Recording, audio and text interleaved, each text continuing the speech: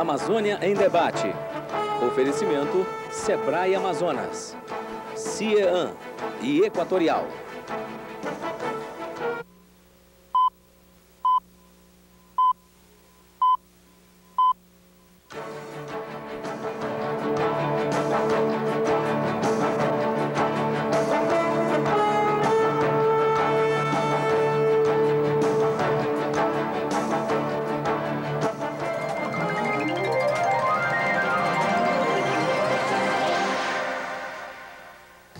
Boa noite.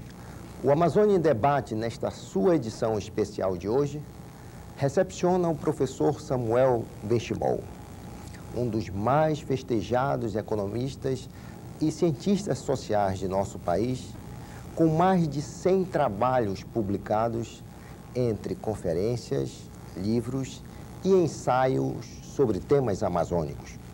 O professor Samuel Benchimol é catedrático da Universidade do Amazonas e atualmente leciona a cadeira de Introdução à Amazônia. Boa noite, professor. Muito obrigado por estar aqui conosco. É um prazer. Professor, no último trabalho seu, o senhor faz uma avaliação do impacto da medida provisória recém-editada pelo governo federal, que levou o número 1602, sobre os impactos dessa medida no modelo Zona Franca de Manaus, onde ela traz no seu bojo, com uma proposta de fazer o ajuste fiscal do nosso país, uma redução dos incentivos fiscais da Zona Franca de Manaus em 50%. Este ensaio o senhor intitulou em Os Últimos Dias de Pompeia, uma ladainha e um novo modelo da Zona Franca de Manaus.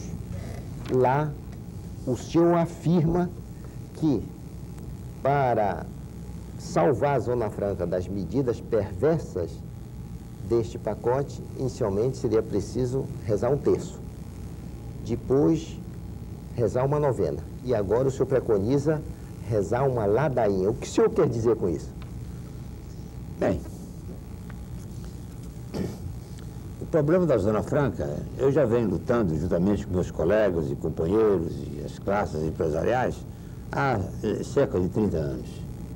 E ao longo destes 30 anos, nós cansamos de escrever tantas teses, tantas estratégias, fazer tantos planos, tantas defesas, tantos ensaios, mostrando com os números que o modelo realmente deu certo e que, através desse modelo, nós podemos chegar ao modelo sustentável no futuro. No entanto, nada disso foi levado em consideração e as autoridades da República refugaram qualquer discussão a nível teórico, mesmo perante o governador de Estado e o secretário Zé Anan. Não foi, Samuel Anan, não foi respondido os questionamentos feitos, as posições por eles. Eu, por minha vez, também apresentei, através da Federação das Indústrias, colaborei na Federação das Indústrias para apresentar um trabalho estritamente técnico a respeito da defesa da Zona Franca face ao artigo 77, a lei e a medida provisória 1602. Nada disso deu certo. Então eu resolvi apelar para o sobrenatural, né?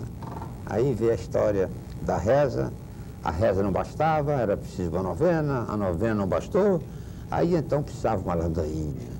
Que é aquela reza que você vai, vem, repete, etc., e faz apelo e volta. E é o que nós estamos vivendo na Amazônia nos últimos 30 anos. É uma repetição constante, é uma ladainha sem fim que vai e volta. Porque, na verdade, nós ferimos um ponto muito sensível na economia dinâmica do país, que é exatamente nós conseguimos trazer para o centro da Amazônia um núcleo dinâmico da mais promissora indústria, que é a indústria eletrônica do país. Isto São Paulo não nos perdoa. Na realidade, professor, quando o senhor invoca a necessidade de nós rezarmos uma ladainha, o senhor não acredita mais na sensibilidade dos homens que conduzem os destinos dessa nação e que são responsáveis pela política econômica com relação à Zona Franca de Manaus. É verdade?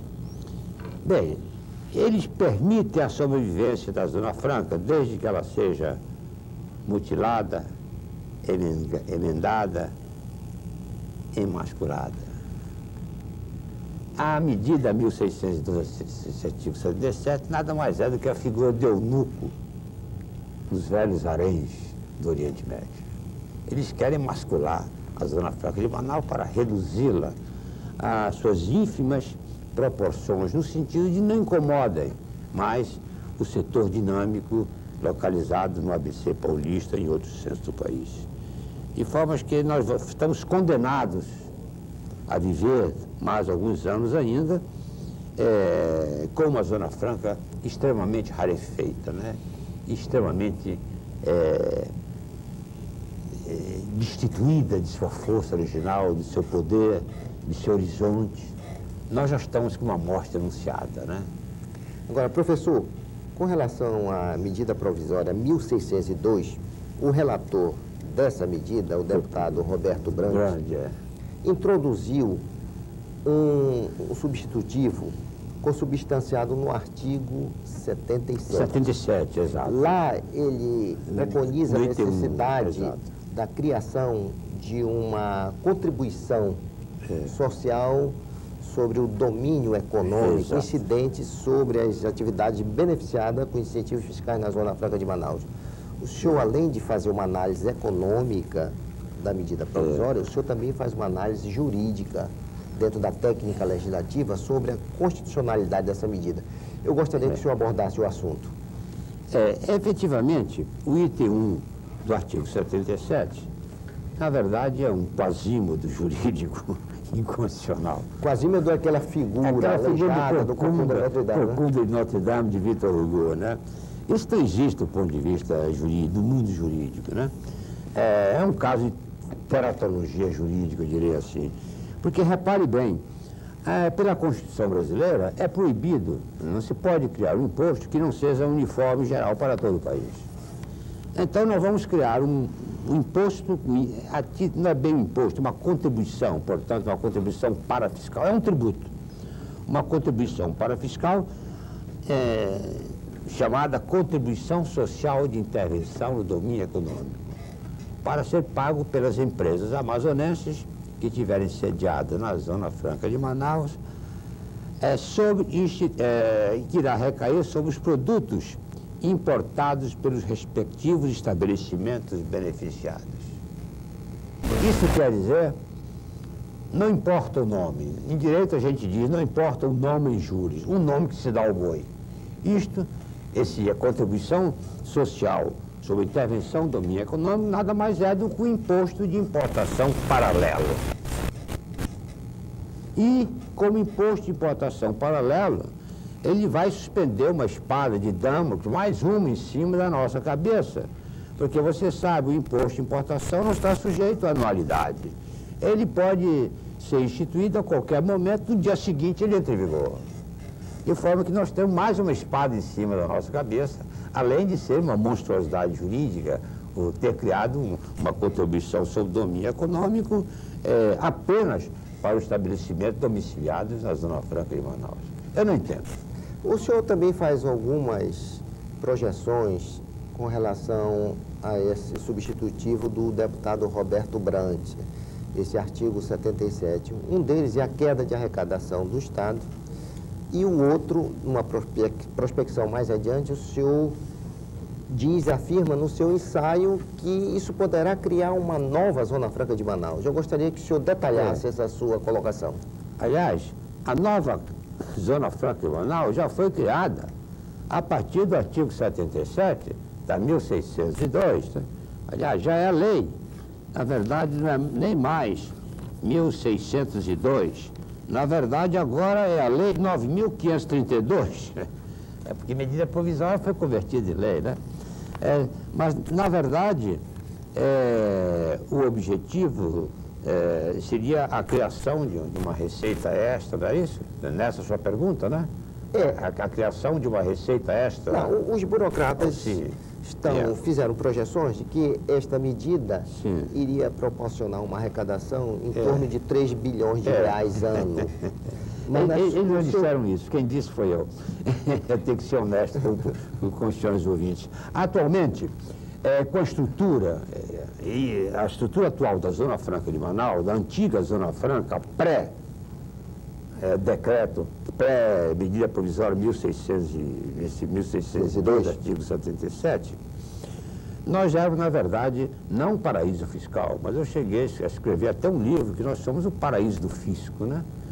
A Receita Federal no ano passado foi de 1 bilhão e 200 milhões de reais, acho. 1 bilhão e 200 milhões de dólares. Né? E acrescido da contribuição da Previdência Social dá mais 300 milhões de dólares, então é da ordem de 1 bilhão e meio. E aí, então, eu disse, bem, se o objetivo era nos enquadrarmos dentro desse pacote do Caninha 51, né? São 51, mas... 51 artigos? 50 artigos, e o povo, no seu senso de humor, está chamando o pacote da Caninha 51.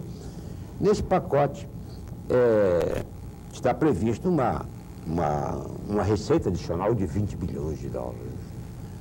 E eu fiz os meus cálculos e cheguei à conclusão de que a Receita estava querendo mais 1 bilhão e meio, né?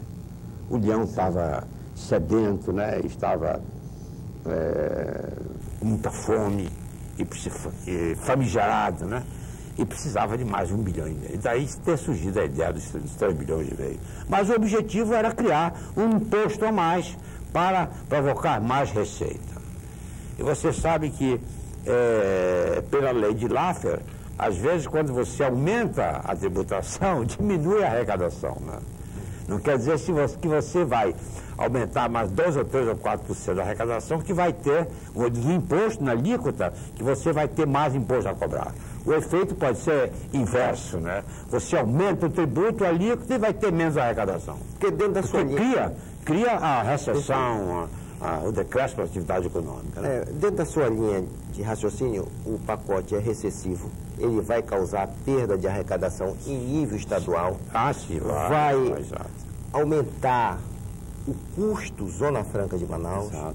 Não vai tornar as empresas, ou melhor, vai tornar as empresas menos competitivas aqui no nosso parque industrial. Sim, e o que é mais drástico e o que é mais perverso, cria uma espécie de instabilidade para os futuros investimentos na região. Quer dizer, há uma queda de confiança. O senhor usa até a figura de que possa haver fuga de capitais, de investidores da Zona Franca para outras pragas que sejam menos adúlteras, menos infiéis e menos pagãs. É verdade? É verdade, e eu acrescentei agora, e menos maquiavélica. Menos maquiavélica. Realmente, é um maquiavelismo sem tamanho, né? O que se fez, por exemplo, com a Samsung, né? Você, com o governo brasileiro, aceita, porque a Suframa é governo brasileiro, aceita o projeto. São 500 milhões de dólares de investimento, com uma perspectiva de 1 bilhão. E 2 semanas ou 3 semanas depois, você cria, pelo artigo número 2, lei ordinária, estabelecendo novas normas para a apresentação de novos projetos, é uma brincadeira, é um maquiavelismo sem tamanho, né? E isto vai perder, o botão vermelho das principais corporações mundiais já foi aceso, né? É verdade. Todas as empresas estão em regime de expectativa e de sinal vermelho em relação à Zona Franca de Manaus. Os investimentos estão paralisados e vão ficar paralisados, não sabemos até quando. E pior do que isso, vai começar a migração de indústrias, como nós já tomamos notícia através da SEMP Toshiba, que vai abrir uma unidade agora em Salvador, a própria Moto Honda, que está pensando em ir para Goiás, e também a própria Samsung, que já foi convidada para levar a sua fábrica de monitores de vídeo para a região do ABC, né? De forma que vai começar a migração industrial, né? Professor, nós vamos fazer um pequeno intervalo e no próximo bloco nós iremos falar sobre os novos critérios para aprovação de projetos da Zona Franca de Manaus. Nós voltamos em seguida. Fique conosco.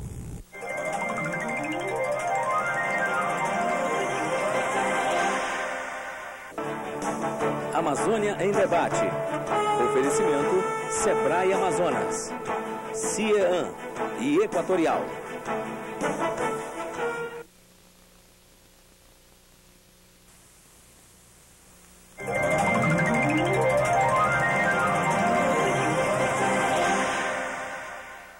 Professor, antes de nós entrarmos no critério, na adoção de novos critérios com essa emenda 77 do deputado Roberto Brandt, eu gostaria que o senhor fizesse um breve relato da análise que o senhor faz no seu ensaio a respeito da queda de arrecadação do Estado do Amazonas. Bem, essa queda de arrecadação é proveniente de uma premissa muito simples, né? O modelo Zona Franca de Manaus é o modelo gerador de impostos. Esse modelo produz para o Estado do Amazonas, para a Secretaria da Fazenda do Estado do Amazonas, 1 bilhão e 200 milhões de dólares por ano. Varia de 100 a 115 este ano. Pelo menos assim foi. 100 a 115 mês, não é, professor? Até outubro. Sim, por mês, 115 milhões. Ela chegou a dar em agosto 115 milhões. Agora já baixou para 97 milhões, apenas com a morte anunciada da nova Zona Franca de Manaus. Então, se esse modelo vai ser decapitado, vai ser emasculado, né? Vai ser efeminado, digamos assim, e tirado a sua virilidade, a sua força, a sua capacidade reprodutiva, geradora, etc., vai ser esterilizado, aí nós teremos uma situação bastante difícil, porque nós não temos como substituir esse modelo. A curto prazo não há como substituir o modelo. É absolutamente impossível você fazê-lo. Nós estamos com uma economia inteiramente urbanizada. Manaus tornou-se uma cidade-estado, né? Houve o êxodo rural durante os últimos 40 ou 50 anos, desde o fim do ciclo da borracha. Não houve uma economia que substituísse o parque extrativista daquela altura. Houve uma obsolência do parque extrativista, a metodologia muito primitiva, etc., o surgimento dos sintéticos. Então essa economia não tem como substituir, a não ser que se criasse um modelo altamente sofisticado. De forma que, com a queda desse modelo, o que vai ocorrer com o Estado do Amazonas é a atividade declinante, uma atividade econômica declinante no setor industrial e no setor comercial. Esse declínio em ambos os segmentos industrial e comercial, vai provocar, ipso facto, é óbvio, né? Um declínio na arrecadação. Vai depender do nível de exigência da lei ordinária que está prevista no artigo 77. Porque no artigo 77 diz os novos projetos aprovados estarão sujeitos aos seguintes condicionantes. E aí começa, então, a mudança do modelo. O modelo vai passar a ser um modelo exportador, um modelo de interiorização do desenvolvimento e um modelo de uso dos recursos naturais da biota amazônica.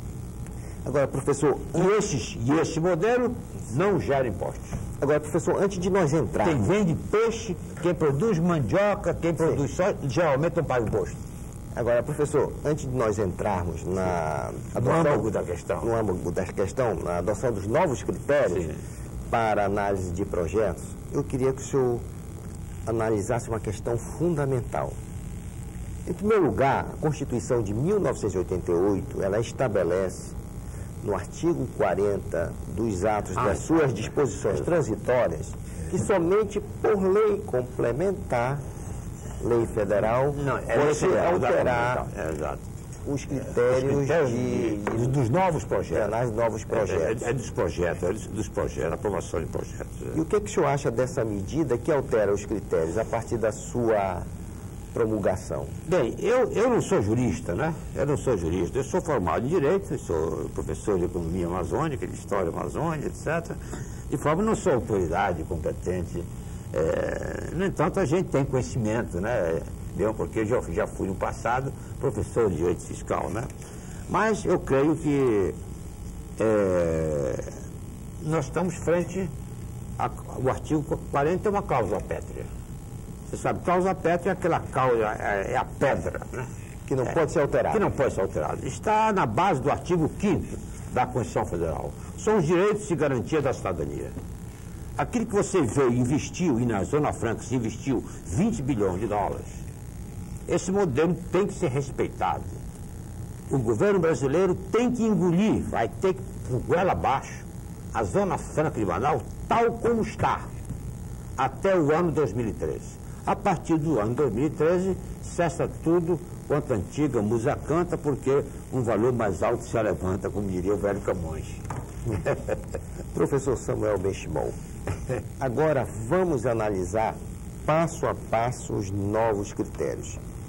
Eu gostaria que o senhor fizesse uma apreciação com relação os incentivos só deverão contemplar empreendimentos que apresente uma renúncia fiscal estimada por emprego gerado. O que o senhor acha disso? Bem, eu acho que para que o ouvinte entenda o problema, e aliás, grande parte deles já estão bem informados, né? Não sei se com profundidade na análise do artigo 77. O artigo 77, na verdade, criou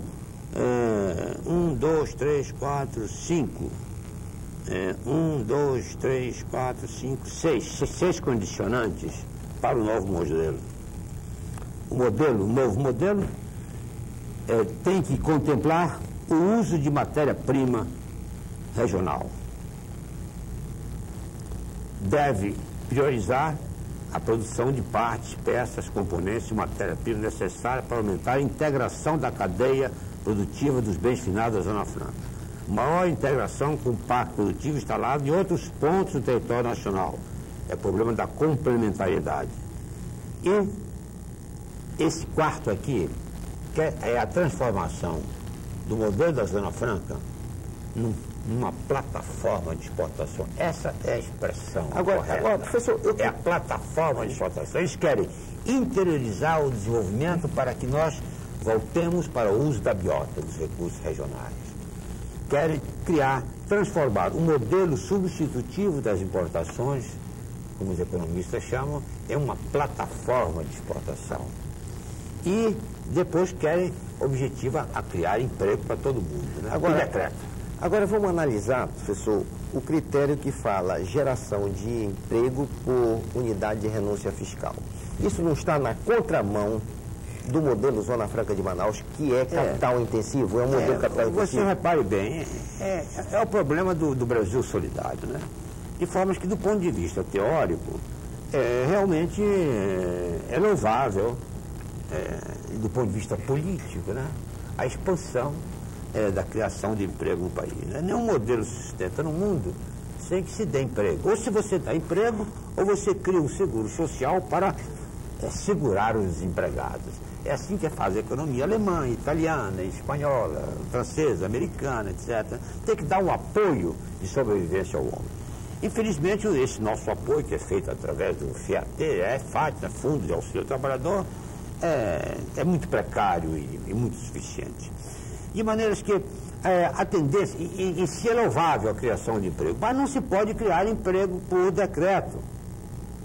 Então você diz, aqui, a lei fala que seria, naturalmente, os projetos vão especificar que para cada unidade fiscal beneficiada você vai ser obrigado a criar tantos empregos.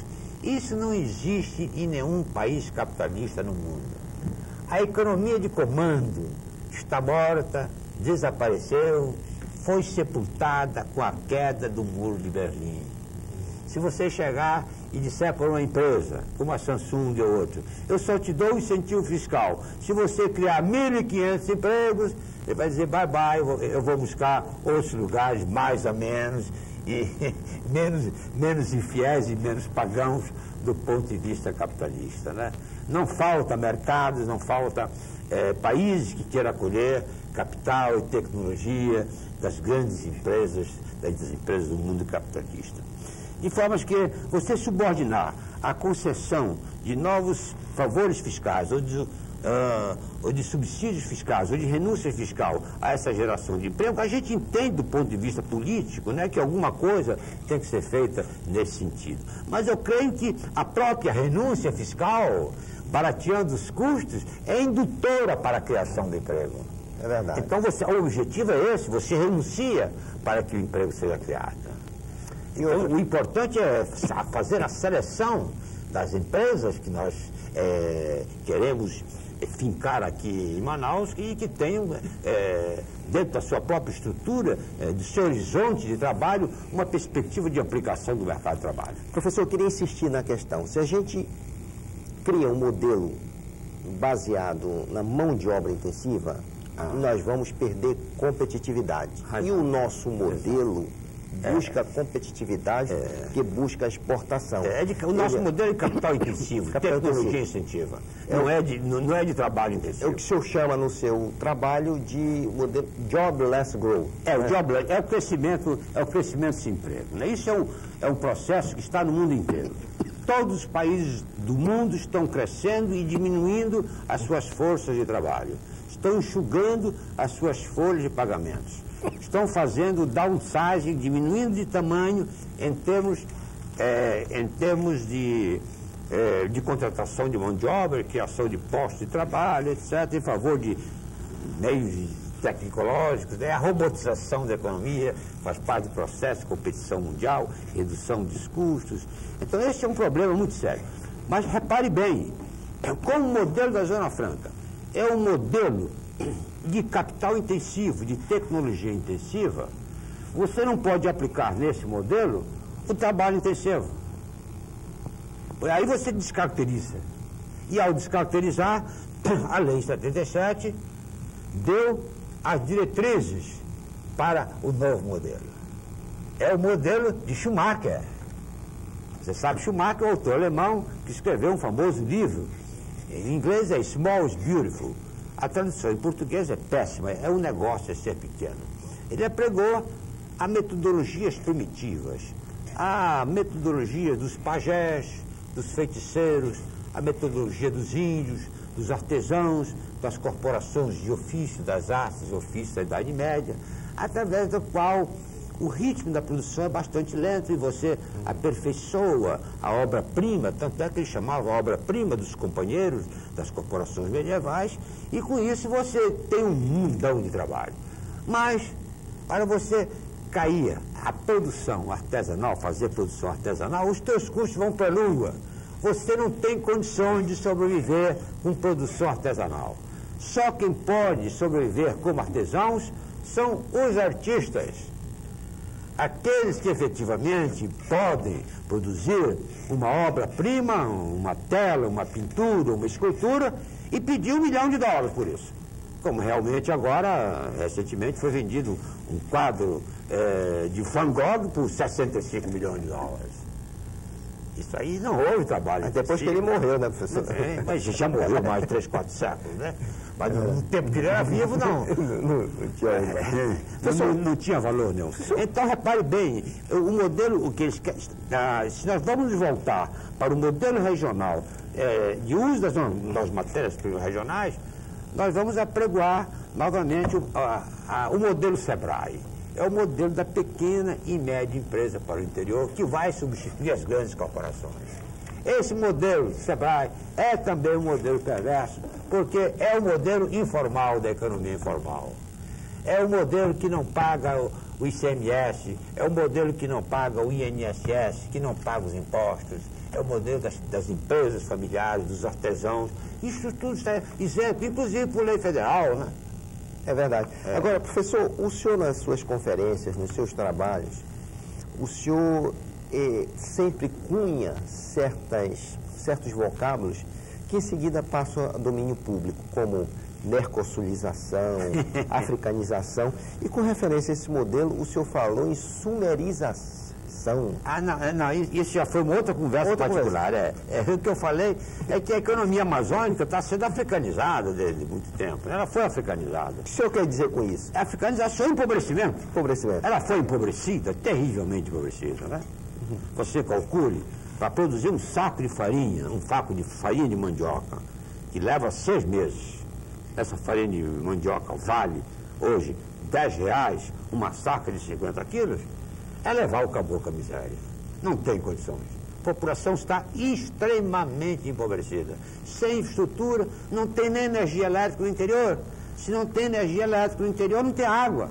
Se não tem água, não tem vida.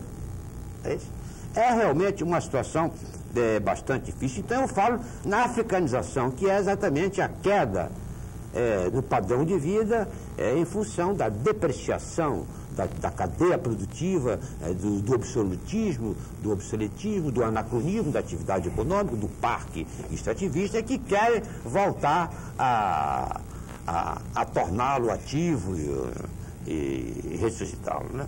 Então isso é que eu chamo de afganização. Já a balcanização ecológica é outra coisa, né? A balcanização já tinha a ver com outro zoneamento econômico, ecológico, é uma outra história, né? E a mercosurização é a entrada no Mercosul, através do qual há uma renúncia fiscal absoluta. A tarifa é zero, com exceção para a Zona Franca de Manaus. Nós somos considerados no Mercosul país exterior. Nós não vamos pertencer ao Brasil em termos de Mercosul.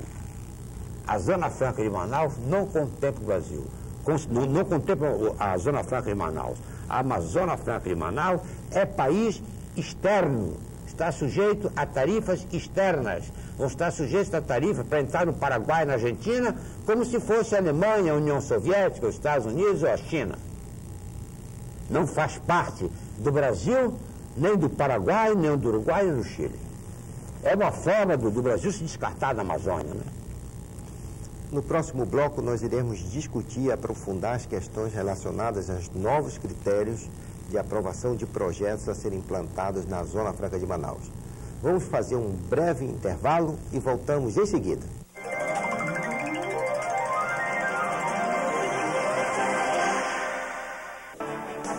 Amazônia em Debate. Oferecimento Sebrae Amazonas, CIEAN e Equatorial.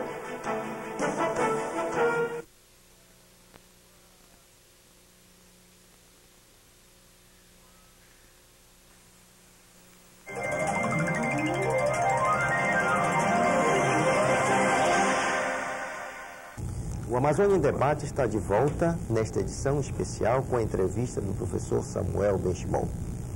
O professor Samuel Benchimol é um dos cientistas sociais mais festejados de nosso país. Amazonólogo com mais de 100 trabalhos publicados sobre ensaios, livros, conferências sobre temas amazônicos. Atualmente, ele é professor da Universidade do Amazonas na cadeira de Introdução à Amazônia. Professor, voltando às questões dos novos critérios.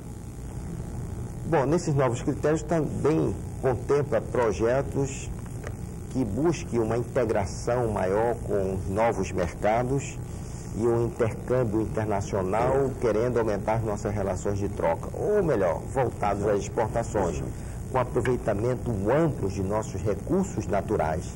Mas nós temos várias condicionantes para o aproveitamento de nossos recursos naturais. Exploração das nossas riquezas florestais, minerais. Eu gostaria que o senhor também fizesse comentários a esse respeito. Esse efetivamente é o nó górdio, como se diz antigamente. Nó górdio é aquele nó que você não consegue desatar, né? É o nó górdio da questão. Quer dizer, o modelo do artigo 77, que é transformar, criou um eufemismo, né? Inserir a Zona Franca no contexto do intercâmbio internacional. Em outras palavras, é a transformação da Zona Franca de um modelo de substitutivo de importação para uma plataforma de exportação. Eu pergunto, então, a questão é que é o seguinte: o que é que nós temos que exportar? A exportação do Estado do Amazonas de produtos industriais, segundo esse meu último levantamento feito sobre exportação no ano passado, foi de 90 milhões de dólares. Enquanto o Pará foi a 2 bilhões e 500 milhões de dólares, a Zona Franca de Manaus, o Distrito Industrial, exportou apenas 90 milhões. E exportou apenas por quê? Porque não tem poder de fogo nem de competição com as suas matrizes japonesas, alemãs e americanas.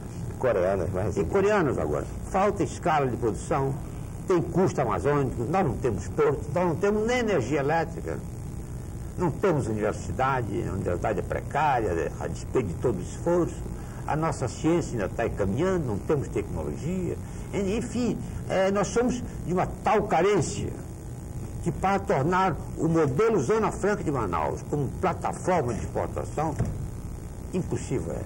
Ou, para não dizer também tão drástico, vai ser muito penoso e muito difícil.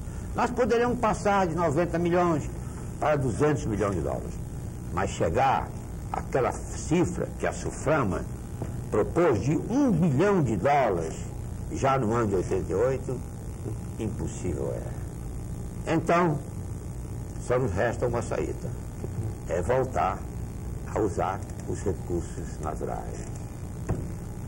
Professor, com relação ao nosso potencial turístico, nós tivemos já algum tempo atrás a visita da ex-ministra Doroteia, quando estava investida na condição de ministra da Indústria e Comércio. Ela apresentou um mega projeto de turismo, e o senhor foi um dos principais críticos desse projeto.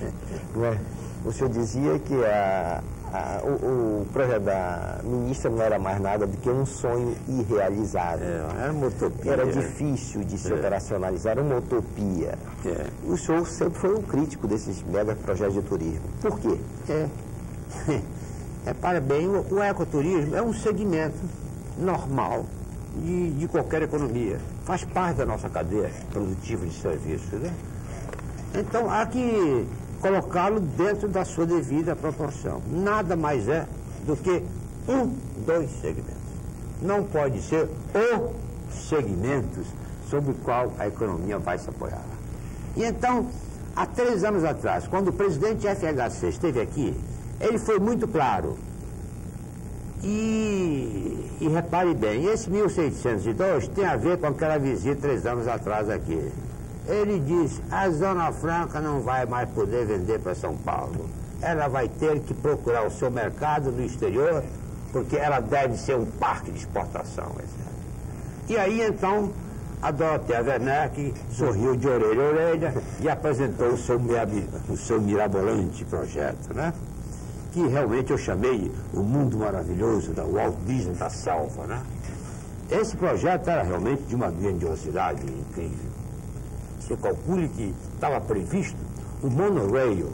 O monorail é um trilho suspenso em cima da selva de 50 quilômetros de extensão, que sairia diretamente do aeroporto Eduardo Gomes, atravessaria a ponte da Bolívia, ia pela BR-174, 50 quilômetros em cima da selva, né? E chegava lá. Então despejaria milhares, milhões de turistas na beira do rio, e aí então seriam instalados uns grandes barcas hidrofoils, como tem entre Hong Kong e Macau, ou entre Hong Kong e a China. São barcos que levitam, né? Eles suspendem, fazem aquele colchão de ar.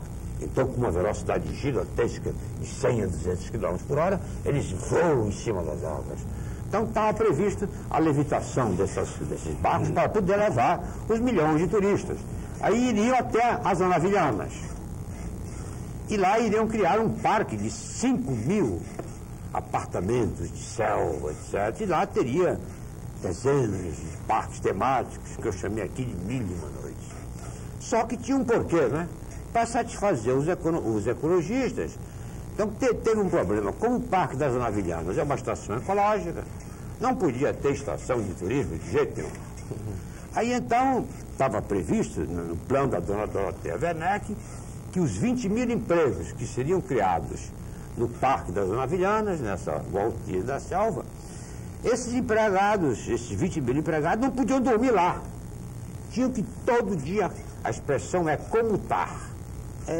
Em língua de gente, pegar o ônibusinho, o monorail, pegar o monorail lá, andar 50 quilômetros e até Manaus. Então, tornaria Manaus uma cidade dormitório. E lá seria com os parques temáticos, né? Esse projeto era de uma loucura gigantesca, né?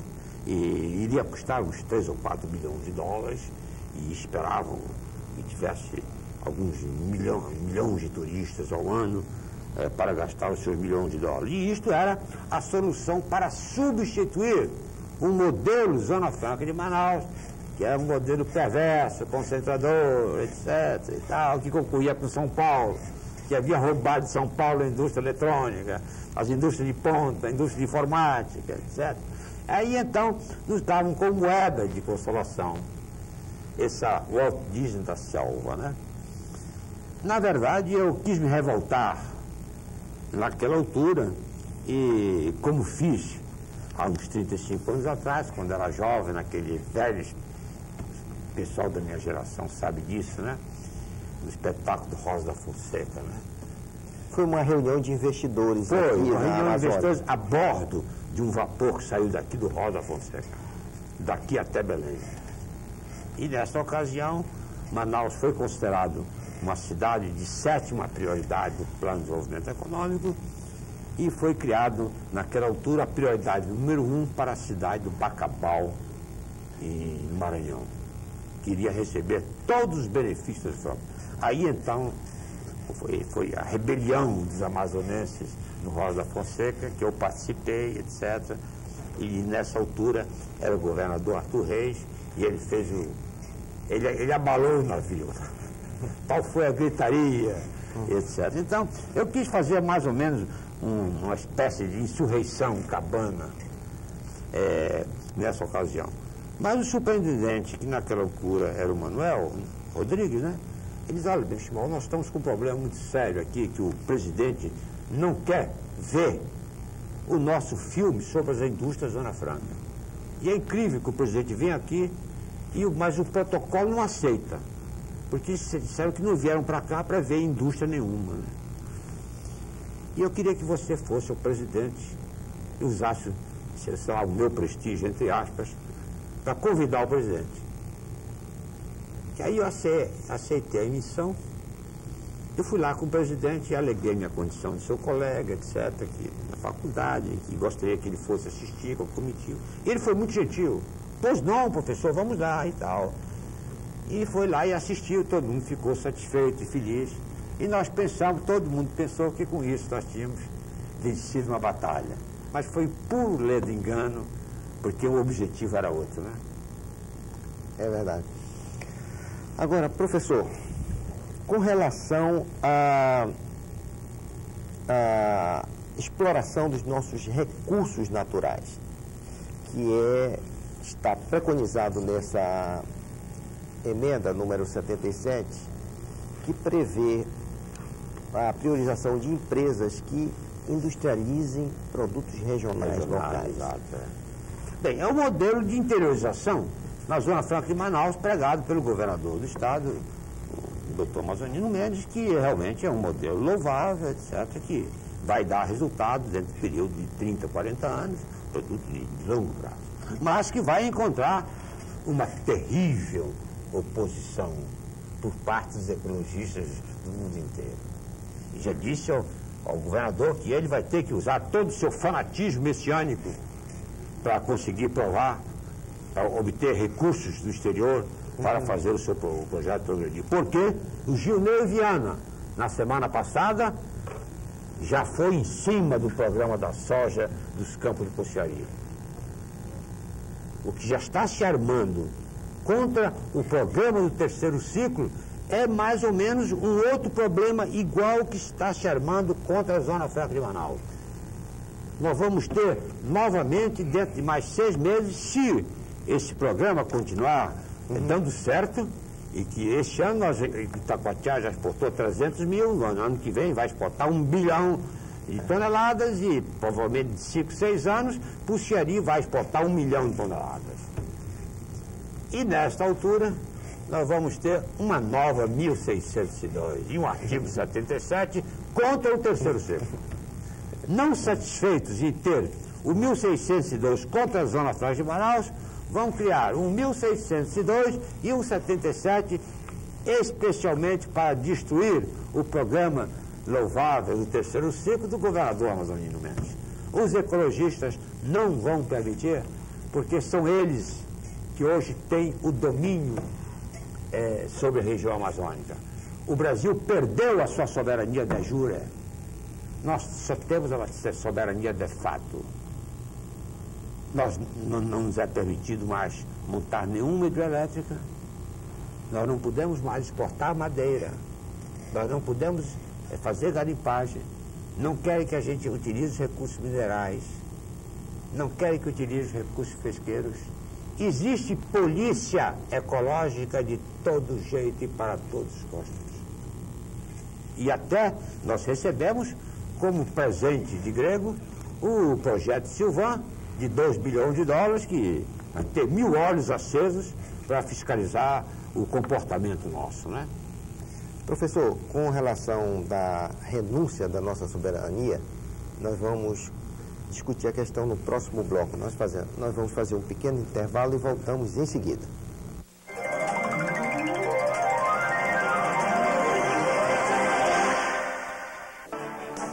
Amazônia em Debate. Oferecimento Sebrae Amazonas, CIEAN e Equatorial.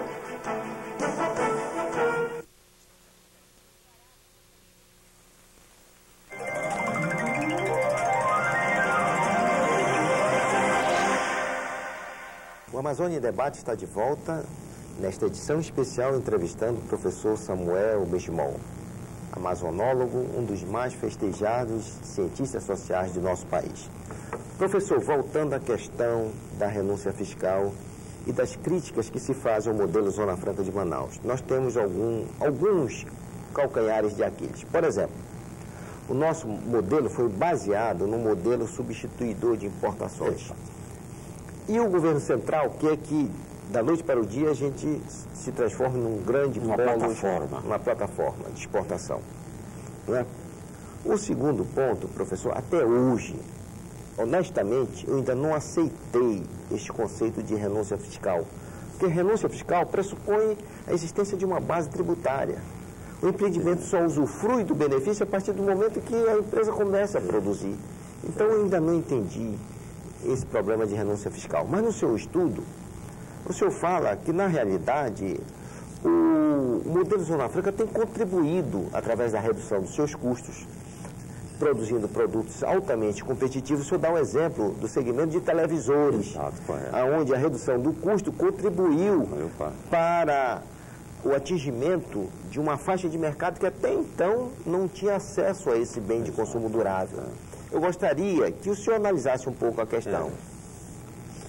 Bem, esse tem sido um dos calcanhares de Aquiles, ou uma das coisas que tem se alegado muito contra o modelo da Zona Franca de Manaus, que é um modelo que consome 2 bilhões e 600 ou 700 milhões de reais de renúncias fiscais em termos de IPI, em termos de imposto de importação, etc.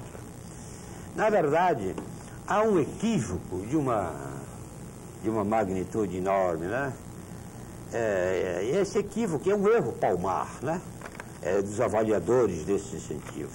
Pela razão seguinte, essa renúncia fiscal de 2 bilhões e 700 mil não são apropriados pelas 300 e poucas empresas industriais que estão aqui na Zona Franca de Manaus. Elas são repassadas via rebaixamento de preços para 10 milhões de famílias no sul do país que consomem nossos produtos. Eu até fiz um cálculo. O televisor a nível de varejo de 20 polegadas custava 500 e poucos dólares a unidade. Hoje você compra um televisor de 20 polegadas por 300 e poucos reais. E em Manaus, mais barato do que lá fora, né? Então, houve um superávit do consumidor da ordem de 200 dólares por aparelho. Se você multiplicar por 10 milhões de aparelhos, só aí você tem um superávit, uma renúncia transferida de 2 bilhões de dólares em um único produto. Se você considerar a Zona Franca como um todo, você vai verificar que esses 2 bilhões e 500 milhões de renúncia fiscal foram transformados em 2 bilhões e 700 ou 3 bilhões de rebaixamento de preços de superávit do consumidor do Sul. E com isso foram beneficiados nós 300 empresas. 10 milhões de famílias, ou seja, 50 milhões de brasileiros. Então, o artigo 77 e a 1602, ao pensar que vai atingir os amazonenses, eles estão duplamente enganados. Eles vão atingir no coração 50 milhões de brasileiros no sul do país, porque vão ter um incremento no preço dos seus produtos, porque não terão mais essa tão propalada renúncia fiscal. E mais ainda, esses 3 bilhões de cruzeiros que foram repassados para o consumidor, esses 3 bilhões de cruzeiros foram aplicados em São Paulo e no Rio de Janeiro pela população que se beneficiou dessa massa de recursos na compra de bens. E lá foram tributados pelos 17% de ICMS. Isso quer dizer, 3 bilhões de cruzeiros sobre 17% gerou uma receita extra para o fisco paulista, carioca, mineiro, de 500 milhões de dólares por ano. Então, se você tem 3 bilhões daqui e mais de 500,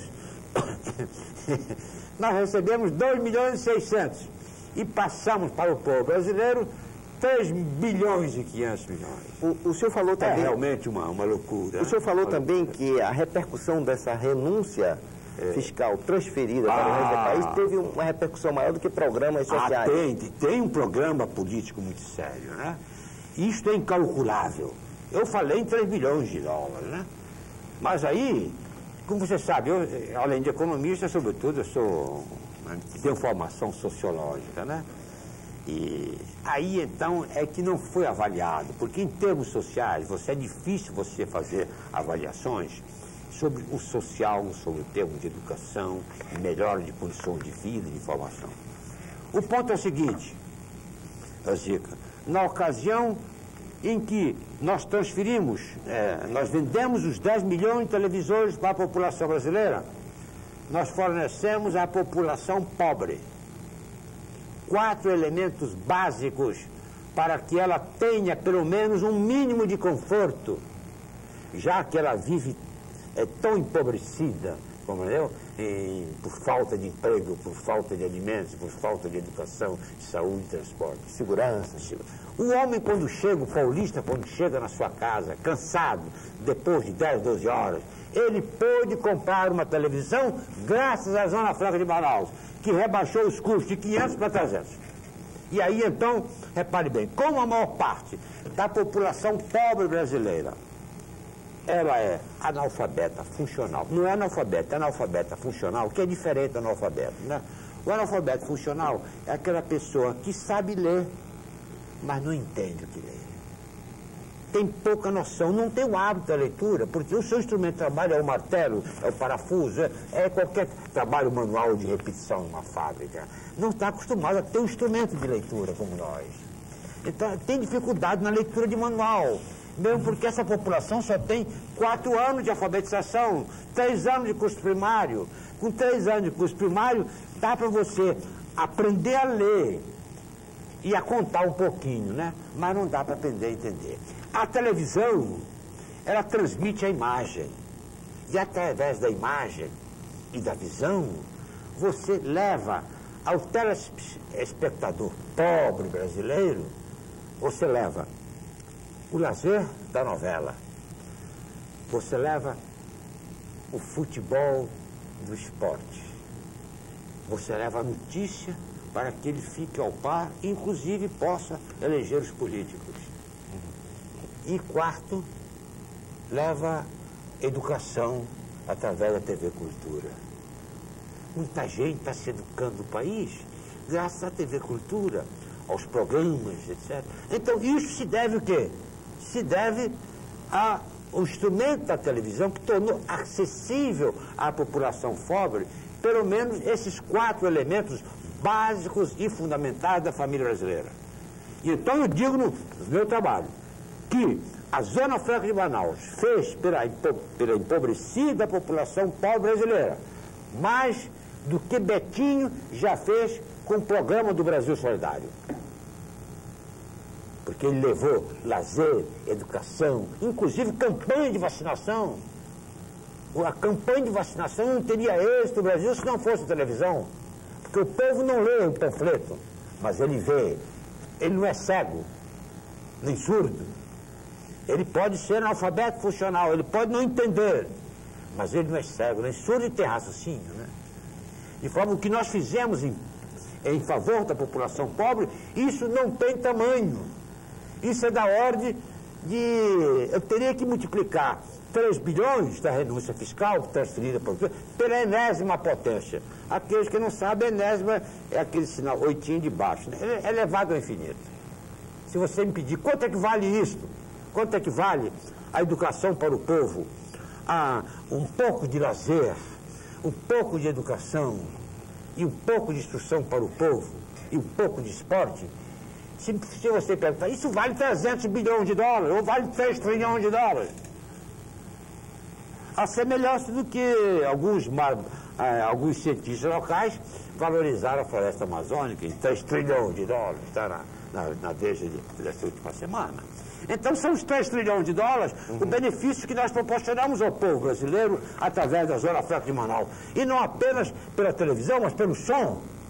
Porque a grande diversão do povo brasileiro hoje é o CD, que está acessível ao povo brasileiro. E isso é a indústria da Zona Franca de Manaus. Graças a ela, o povo pode passar fome, pode não ter saúde, mas em casa ele tem pelo menos um pouco de alegria. Essa alegria não tem preço.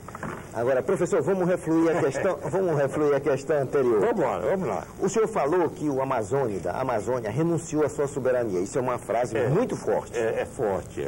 O senhor falou também que essa medida 77, essa emenda 77, ela vai dar prioridade a empresas que utilizem matérias-primas predominantemente da região amazônica. Exato. Agora, tem uma questão, professor, que eu gostaria de levantar. O senhor também já afirmou anteriormente que a Amazônia virou moeda de troca.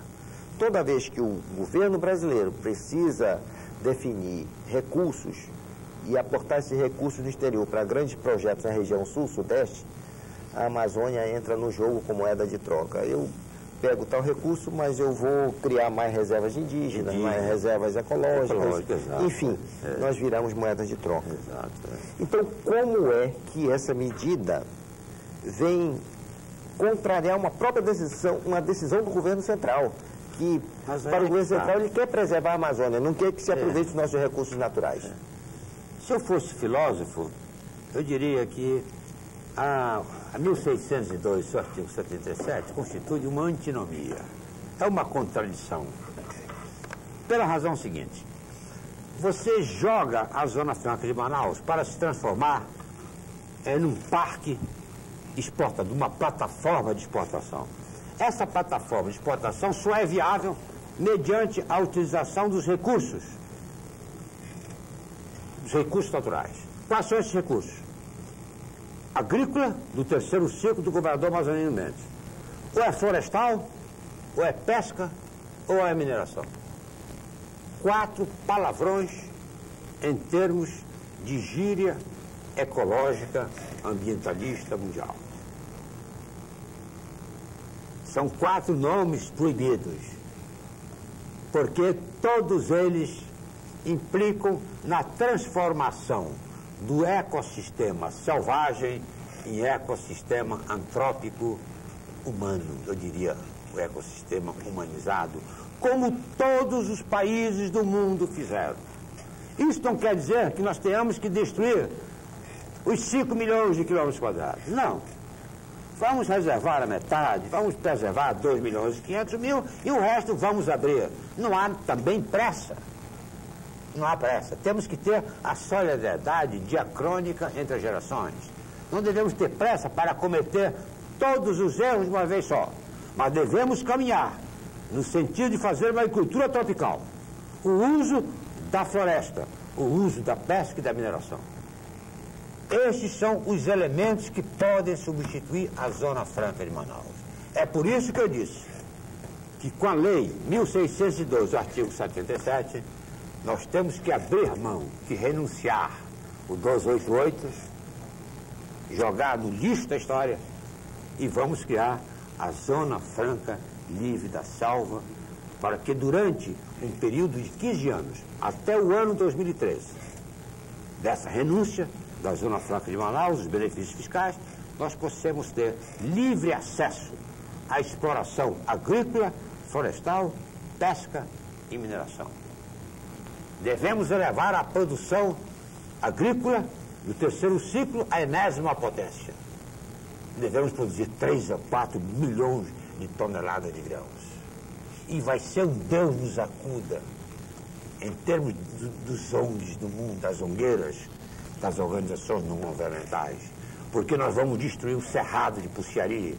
E ninguém se iluda, porque os ecologistas não apenas são contra a devastação da floresta, a alteração da cobertura florestal, eles são contra também a alteração do cerrado brasileiro. E o que já tem de combate internacional contra o uso do cerrado é uma coisa fabulosa e gigantesca. Gil Nerviana, na semana passada, ele foi porta-voz dessa tendência, ao dizer que o modelo do governo amazonino Mendes, dos campos de Puxiari, do Porto Graneleiro, é um modelo perverso, porque vai utilizar a transformação, promover a transformação dos campos de Puxiari através de calagem, de fertilizante, pesticida, etc. Então temos esse modelo agrícola. O outro modelo é florestal. Esse modelo florestal, ele, se nós não pode prevalecer e não pode gerar recursos, nem fiscais, nem de exportação, dentro da política ambiental agora. Então, eu sugiro a criação da zona livre da selva e do rio. O livre acesso. Isso quer dizer que haveria uma moratória econômica, no sentido que durante 15 anos seria permitido usar os recursos florestais da Amazônia, de modo a que possamos produzir 3, 4 bilhões de dólares. Porque o único recurso que nós temos para vender agora é o recurso de madeira. Não tem outro. Ou é madeira ou minério. Minério tem o Pará. Nós ainda não temos, a não ser o caso de Urucu, que podemos analisar daqui a pouco. Mas em termos imediatos, para gerarmos 2, 3, 4 bilhões de dólares, só tem a madeira. No caso da madeira, há uma situação interessante a considerar. É uma outra renúncia. Foram feitos cálculos recentemente pela Federação da Indústria aqui do Amazonas, na qual chegou-se à conclusão de que se nós utilizarmos 30 ou 40 metros cúbicos de madeira por hectare de floresta, repare bem, num ciclo de 30 anos, isso aqui é, a cada 30 anos a gente volta àquele hectare e retira aqueles 30 metros cúbicos de madeira. Se nós retirarmos esses 30 metros cúbicos de madeira, nós iríamos ter 380 milhões de metros cúbicos ao ano para exportar e para atender o Brasil, no valor de 76 bilhões de dólares. Isto constitui uma outra renúncia que o povo da Amazônia faz em benefício do mundo inteiro. Do mundo inteiro. Porque não nos permite explorar esses recursos. E eu digo até que não é nem uma renúncia, é uma renúncia econômica. Mas eu vou um pouco mais além, sou um pouco mais radical. E aqui eu estou me tornando milenarista, né? Eu quero ser milenarista, é o homem do fim do século, fim do milênio, né? De catástrofe, etc. Mas bem, mas esses 76 bilhões de dólares é a taxa de apodrecimento anual da floresta. Essa floresta que está aí, ela se renova a cada 100 anos. E a sua taxa de apodrecimento, sem dúvida, é superior a 5% ao ano. Então nós estamos deixando as árvores se apodrecerem, mas não permitimos que elas sejam utilizadas. Então, para apodrecer a floresta, nós perdemos 76 bilhões de dólares ao ano. Professor, o governo brasileiro, ele atravessa um momento de turbulência econômica. Ele precisa ajustar suas contas. E para fechar suas contas, ele precisa de recursos da ordem de 20 bilhões de dólares. É o que foi mais ou menos estimado.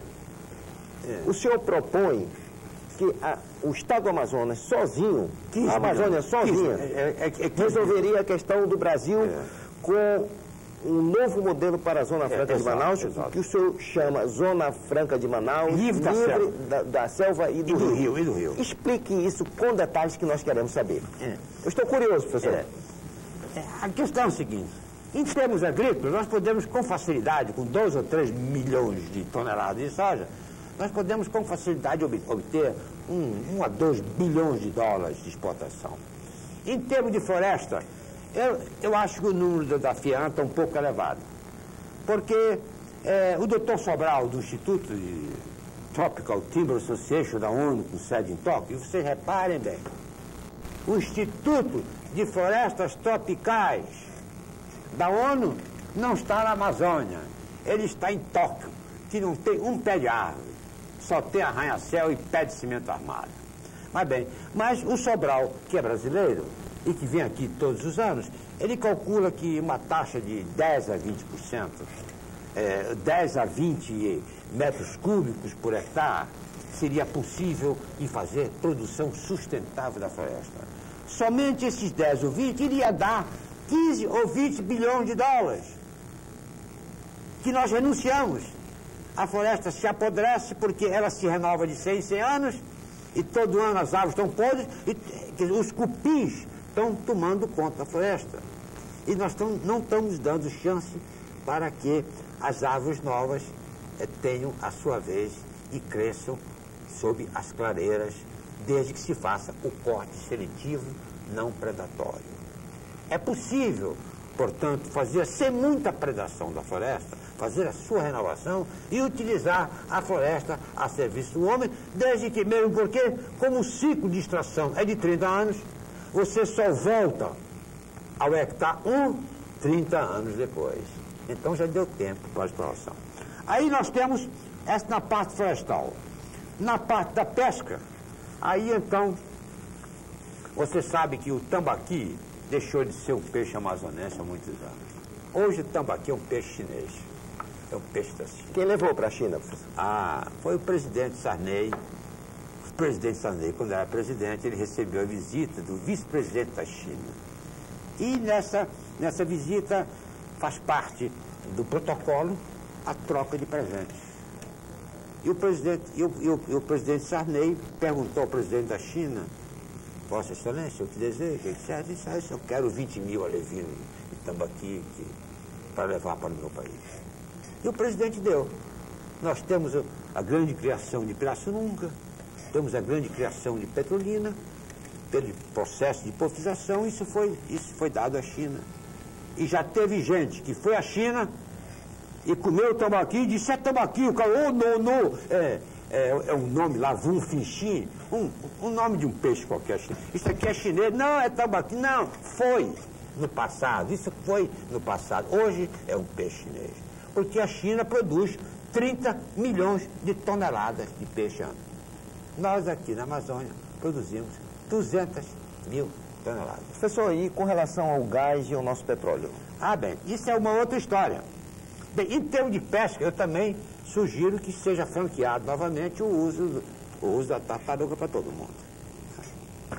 Eu acho que o amazonense tem o direito de desfrutar novamente o arabugo, o jangue, etc. e tal, e comer os picadinhos de tartaruga, como era no passado. É possível fazer. E, em termos de pesca ainda, é a coisa mais simples que tem a reprodução pesqueira na Amazônia. E a mim me constrange, me incomoda ter tanto instituto de pesquisa, ter tanto órgãos de financiamento, ter tanto órgãos agrícolas no Estado, tantos institutos de proteção ambiental. E, pelo amor de Deus, ninguém se lembra de pegar 1 bilhão de alevinos de tambaqui, ou de jaraqui, ou de tucunaré, e soltar nas cabeceiras lá de Benjamin Constant para repovoar o rio todos os anos. Pelo amor, por que submeter a população a esse martírio? Pode, não pode? Não? Pelo amor de Deus, tem tecnologia, um tambaqui produz 400 mil alevinos de cada vez. É uma coisa ilimitada. Agora, professor... Então seria muito simples você fazer o repovoamento. Agora, professor, o senhor falou do recurso... Desse bilhão, vai sobrar 10 mil, 20 mil, não importa, mas a custo é quase zero, né? Professor, o senhor falou no recurso florestal, na piscicultura. Eu quero que o senhor fale em petróleo e no gás. Você sabe que eu escrevi há 20 e tantos anos atrás um livro que chama-se O Petróleo na Selva do Jurá. E naquela altura já se falava que era a maior reserva de gás do Brasil. Naquela altura se dizia que são 50 bilhões de metros cúbicos, reservas cumbadas. Está um pouco longe, etc. Mas posteriormente a Petrobras fez a descoberta aqui no Rio Urucu, no município de Coari, e tem 65 poços do Huc e Luque, como eles chamam. É o nome técnico dele. Huc, leste de Urucu e o Huc, os poços primitivos. E anunciam que nós estamos produzindo uns 20, 25 mil barris de petróleo por dia, tem mais um negócio de gás, etc. E está previsto uma produção de 45, talvez 50 mil barris de petróleo ao findar do século. Pelo amor de Deus, isto é ridículo. A Petrobras talvez não tenha culpa, porque ela é um órgão de governo, ela tem patrão, ela não tem controle de gestão, de formas que ela muitas vezes tem sido utilizada para pedir empréstimo exterior para o Tesouro Nacional, de formas que ela não tem a agilidade necessária, industrial, para promover a exploração de petróleo no país. E o que o senhor prevê para reverter esse quadro? Parabéns. Eu estive recentemente em Sucumbios. Sucumbios está no Equador, na Amazônia Equatoriana, no Rio Napo, por onde foi descoberto o Rio Amazonas pelo Francisco de Orellana. Por lá ele desceu, eu estive lá em Sucumbios. Sucumbios está produzindo em 10 anos 400 mil barris de petróleo por dia. Nós, depois de 15 anos, nós estamos nesse marca-passo e vamos considerar uma grande vitória. Para reverter esse quadro?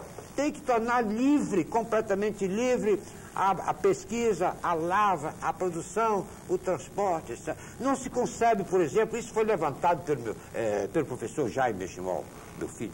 Ele disse o seguinte, é preciso que haja uma concorrência à Petrobras. Não vamos privatizá-la, vamos permitir que outras empresas se associem ou criem novas refinarias e há como fazê-lo. Porque, por incrível que pareça, a Petrobras deve ao povo amazonense 9 bilhões de dólares. Porque quando o Geisel desapropriou a refinaria, ela foi expropriada. Essa refinaria, eles pagaram ao senhor Sabá 5 milhões de dólares, uma refinaria que valia 50 milhões de dólares naquela altura, ela foi expropriada. E eu assisti o general Geisel ao assinar o contrato, e naquela altura ele disse, e o velho Sabá disse muito bem, eu faço isso chorando, com o coração sangrando, em benefício da minha terra, porque a Petrobras vai triplicar a produção. E ela não triplicou. Ela passa 30 anos, nós produzimos naquela altura, e eu era diretor da refinaria, nós produzimos 10 mil barris. 30 anos depois estamos com 15. E vou anunciar que daqui a 2, 3 anos, ao final do século, nós teremos 45 mil ou 50 mil barris de petróleo. Se nós formos fazer o cálculo dessa renúncia, a Petrobras deve, em custo e oportunidade ao Amazonas, 9 bilhões de dólares. Ou seja, 300 milhões de dólares de custo e oportunidade perdida pelo fato de nós termos sido forçados a importar 30 mil barris de petróleo por dia durante os últimos 30 anos. 30 anos vezes 300 dá exatamente 9 bilhões de dólares. Professor, o senhor também propõe... Então nós podemos transformar o Urucu numa plataforma de exportação de 500 mil barris de petróleo por dia e acabarmos com esse gasoduto, esse famigerado gasoduto Brasil-Bolívia, que foi feito para atender os bolivianos, para que eles deixassem de produzir cocaína para vender gás. Nós temos gás aqui em Urucu para poder abastecer São Paulo. Agora, professor, o senhor também propõe na Zona Franca Livre da Selva e do Rio a revogação da lei que proibiu o beneficiamento e industrialização de peles de animais silvestres. Com isso, o senhor acha que seria novo aporte de divisas para a região? Repare bem, nós renunciamos à questão do jacaré, né? Isso aqui é uma questão aí que já foi muito discutida pelo professor Mestrinho e tantas outras pessoas no mundo. Nós detínhamos naquela altura a tecnologia mais avançada do mundo na curtição de couro de jacaré.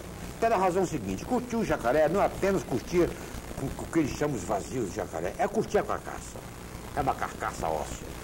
Foi um judeu alemão que chamava-se Marcelo Gross, já judeu-alemão da Argentina, que veio para cá, associou-se com Jacob Sabat, transmitiu a tecnologia para Arduino e Elias Benzecli, e aí se montou o Curtume Mago, que tinha uma exportação gigantesca, 50, 60 milhões de dólares ao ano. A lei de 30 anos atrás proibiu a exportação de jacaré e em benefício dos curtidores americanos, italianos e alemães.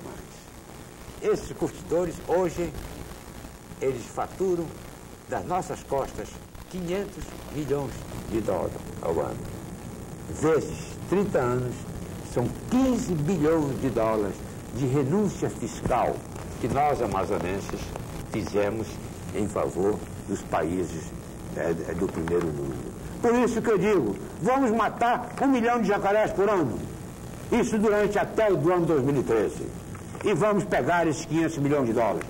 E eu tive a oportunidade de mostrar ao governador do Amazonas, há uns 7 anos atrás, quando estive em Nova Orleans, documentação comprovando a legalização da curtição dos couros de jacarés e de cobra de répteis em Nova Orleans. Inclusive fotografia do Farmers Market de New Orleans, em que se recebia peles do mundo inteiro, inclusive do Paraguai e aqui do Pantanal, e lá era livre a exportação, a produção, etc. Para dar uma ideia, tinha bolsa de jacaré no valor de 1.500 dólares. Nós renunciamos em favor dos americanos, dos italianos, que são os maiores curtidores, e dos alemães. Então, é uma outra saída para nós podermos ter uma receita de 500 milhões de dólares. Isso durante 13 anos. Acrescido a mineração, o gás, então, e o petróleo, vai ter oportunidade para nós faturarmos 2 ou 3 bilhões de dólares por ano. Tanto em gás, como em petróleo, como em petroquímica, de primeira, segunda, terceira e quarta geração. Isso resolveria o problema da justiça fiscal. A província petrolífera dos Solimões é uma província de um tamanho gigantesco. Ela está limitada a oeste pela abóbora de Purus, a oeste, a leste pela abóbora de Purus, a oeste pela abóbora de Quitos e ao sul pela província amazônica da Bolívia. São mais de 2 milhões de quilômetros quadrados de petróleo de era paleozoica, né? O que é uma coisa rara. Nós já somos o segundo maior estado produtor de petróleo do Brasil em minas terrestres. O maior produtor é o estado do Rio, na zona da plataforma continental. Mas depois da Bahia, o Amazonas já é o maior produtor. E nós estamos marcando passo há anos e anos e ficamos naquilo e não se sabe se vai fazer o transporte de navios criogênicos, porque os ecologistas não deixam fazer um gasoduto de Urucu para Manaus e resolver o nosso problema de luz, e até hoje não houve uma definição. E há realmente estudos que comprovam que o correto seria fazer um gasoduto de Urucu para Manaus. Evitaria o transporte de criogenização, porque o gás natural tem que ser frigorificado a uma temperatura de 164 graus negativos. Então, repare bem, se nós juntarmos tudo isso, nós teríamos os 15 bilhões de dólares. Agora, uma ressalva. Esse modelo é milenarista, porque ele é um pouco apocalíptico, né? E, naturalmente, vai ser contestado por todas as ONGs do mundo, né? Mas, como ressalva, esse modelo prevaleceria até o ano 2013, quando deveria se encerrar a Zona Franca de Manaus. Nós esperamos que com esse modelo milenarista da selva e do rio, a gente consiga, nesses 15 anos, desenvolver uma forte tecnologia florestal, uma forte tecnologia pesqueira e de mineração não predatória. E aí, então, vamos passar a exigir das empresas que vierem para a Amazônia o certificado de gestão ambiental da ISO 14000. Mas durante 13 anos, 15 anos, nós teríamos a Zona Franca livre da selva, para que se desse, para que o Brasil pudesse sair do sufoco e que o Amazonas efetivamente pudesse crescer em termos financeiros, de recursos fiscais, em termos de melhoria de vida de suas populações, e desse uma grande contribuição para tirar o Brasil da bancarrota. Não seria a primeira vez que o façamos. Seria talvez pela enésima vez. Agora, professor, nós já estamos com o nosso tempo esgotado. Eu queria que nas suas considerações finais o senhor fizesse um breve comentário sobre o imposto ecológico, que o senhor é autor dessa proposta. Rapidinhas, rápidas. Bem, o problema do imposto ecológico é um problema meio complicado. O imposto ecológico, todo mundo diz que não se pode tocar da floresta amazônica porque ela é responsável pela geração do clima mundial, né? E o aquecimento do clima mundial seria uma consequência da devastação da floresta amazônica, etc. Então há milhares de teorias a esse respeito, né? Uns acham que ela era o pulmão do mundo, depois isso se tornou anacrônico, aí surgiu a tese do sumidouro de carbono, e que é uma tese que atualmente foi levantada por Wolfsy e Song Miao, na Universidade de Harvard, e que eles comprovam que nós, na verdade, somos o grande sumidouro de carbono. Isso o doutor Felipe Fersay não vai gostar, né? Porque ele é contrário à tese. Mas o certo é que os benefícios que a floresta amazônica presta ao resto do mundo são incalculáveis. Segundo a revista Nature, cada hectare de floresta amazônica dá em benefício ao resto do mundo $2.000.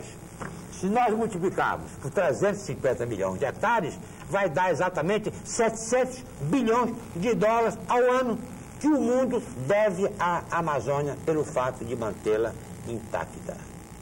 E aí é que entrava o meu imposto internacional ambiental. Como nós não podemos cobrar, vamos transferir essa cobrança para a tesouraria da ONU, a tesouraria ambiental da Organização das Nações Unidas.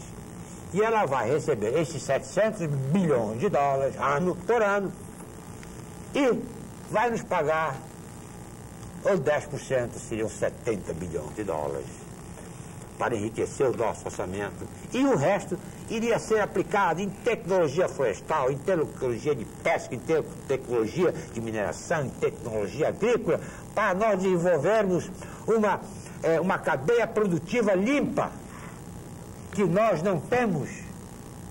Porque tudo que se fala de manejo sustentável de floresta, tudo isso é mera conversa fiada. Nós não temos uma floresta experimental aqui. O INPA já existe há 40, 50 anos e não tem uma floresta experimental. A Embrapa tem um pequeno campo experimental de Cauê só. Palmeira africana. Mas não tem. Nós estamos perdendo a maior parte dos nossos produtos para outros países. Perdemos o peixe para a China. Acabamos de perder agora o palmito da pupunha para o Espírito Santo. Já perdemos o guaraná para a Bahia. Já perdemos a borracha para para São Paulo, que é o maior estado produtor de borracha. O que é que nos resta? Nos tira a Zona Franca e não deixam que a Zona Franca livre da selva possa florescer pelos 13 anos. Por isso é que eu disse que nós estamos vivendo os últimos dias de Pompeia. Queira Deus que eu esteja errado e que a novena e a ladainha dê resultado. Professor, muito obrigado pela sua participação. E o Amazônia em Debate vai ficando por aqui. Nós agradecemos a atenção de todos neste ano de 1997. E no próximo ano, o Amazônia em Debate terá uma nova programação cheia de surpresas. Tenham todos um feliz ano de 1998.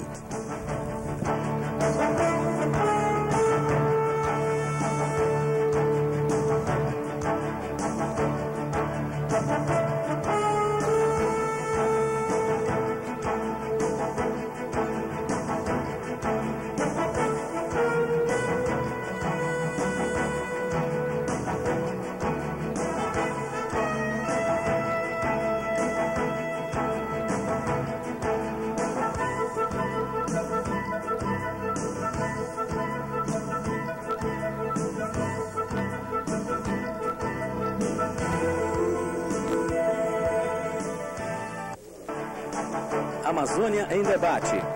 Oferecimento Sebrae Amazonas, CIEAN e Equatorial.